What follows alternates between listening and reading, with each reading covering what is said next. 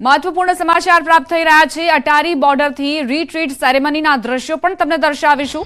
અટારી border પર beating the retreat ceremony જે શરૂ થઈ ચૂકી છે। જવાનોનો જોશ ખૂબ જ હાઈ જોવા મળી રહ્યો છે।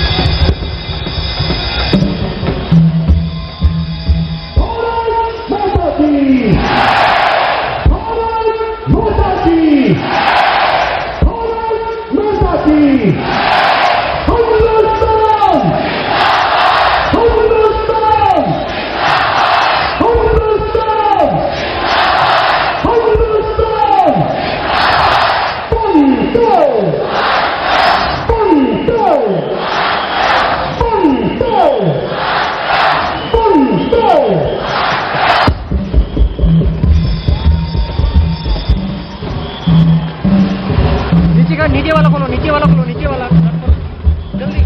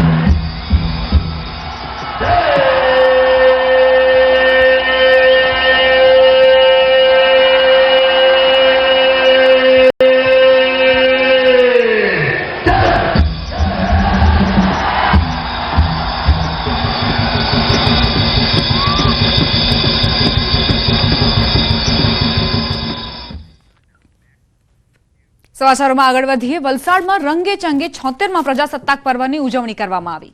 પ્રજાસત્તાક પર્વના જિલ્લા કક્ષાના કાર્યક્રમનું વાપીમાં આયોજન કરાયું હતું. આ પ્રસંગે રાજ્યના નાણામંત્રી કનુ દેસાઈ સહિત જિલ્લાના અધિકારીઓ હાજર રહ્યા હતા.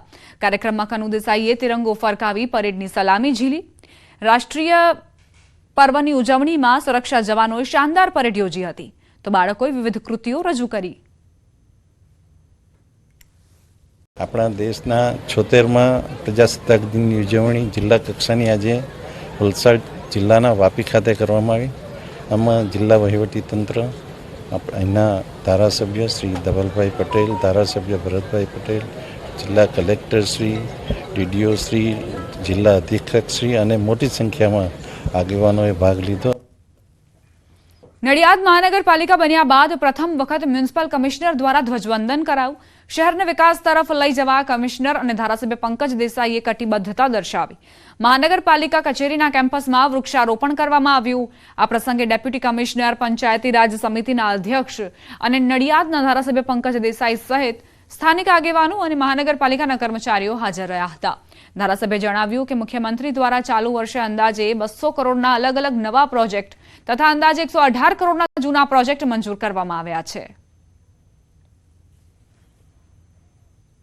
અને નડિયાદને મહાનગરપાલિકા બનાવ્યા પછી આ આપણા માટે પહેલો પ્રજાસત્તાક દિવસ મહાનગરપાલિકા તરીકે ઉજવાઈ રહ્યો છે. એવા નડિયાદ મહાનગરને સંપૂર્ણપણે વિકસિત બનાવવાનું, લિવેબલ બનાવવાનું અને રાજ્યના મોટા કોર્પોરેશન જેવા કે સુરત, અમદાવાદની હરોળમાં લાવીને ઊભું કરવાનું મારું નેમ છે. આ માટે હું સમગ્ર શહેરીજનોને અને તમામ લોકોને આહવાન કરું છું. આ તરફ બનાસકાંઠાના નડાબેટમાં પણ પ્રજાસત્તાક પર્વની ઉજવણી કરવામાં આવી. ભારત પાક ઇન્ટરનેશનલ નડાબેટ બોર્ડર પર પ્રજાસત્તાક દિવસની ઉજવણી કરાઈ. બીએસએફના જવાનોએ પરેડ, બાઇક રેલી, સાંસ્કૃતિક કાર્યક્રમ થકી પ્રજાસત્તાક પર્વની ઉજવણી કરી. ગુજરાતી ગાયક નિલેશ ગઢવીએ દેશભક્તિના ગીતોથી બોર્ડર વિસ્તારને દેશભક્તિના રંગે રંગ્યો. ઉજવણી માટે મોટી સંખ્યામાં આસપાસના વિસ્તારના લોકો પહોંચ્યા હતા.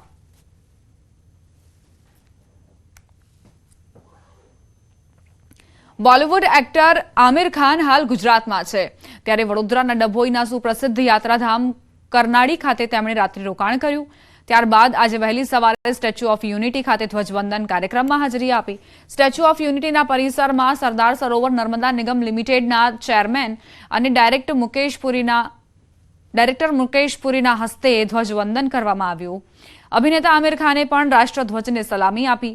આમિર ખાન સ્ટેચ્યુ ઓફ યુનિટીના તમામ પ્રોજેક્ટ પણ નિહાળ્યા. આમિર ખાન તેમની આગામી ફિલ્મ સિતારે જમીન પરના શૂટિંગ માટે ગુજરાતમાં છે. आज के इस दिन पर मुझे मौका मिला कि श्री वल्लभ भाई पटेल, सरदार वल्लभ भाई पटेल जी के चरणों में मैं खड़ा हुआ, उनको नमन कर पाया. तो मेरे लिए ये बहुत ही गर्व की बात है और बेहद खुशी की बात है. કેડિલા હેલ્થકેરના ચેરપર્સન પંકજ પટેલને પદ્મભૂષણથી સન્માનિત કરાશે.